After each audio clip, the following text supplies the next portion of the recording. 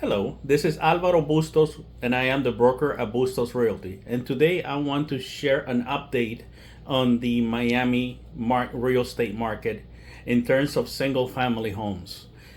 For the month of July, at the end of July of 2025, we have an inventory of 5,539 homes. That is up 39% from a year ago, so almost 40%. We have more homes for sale than we had a year ago. Closed sales, we closed 861 homes, and that is down at 15% from a year ago. The medium sales price went down to $660,000, and that is 1.5% from a year ago. So the average home is $660,000. New listings came on the market 1,395, and that is 5% down from a year ago.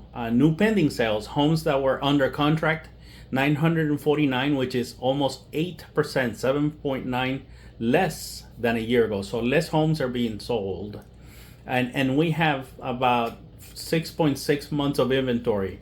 So if no other home comes on the market, we can sell homes for at least 6 months. So this is an update on the real estate market from Alvaro Bustos Realty. I hope you have a wonderful day. And any questions, call me at 305-903-4456.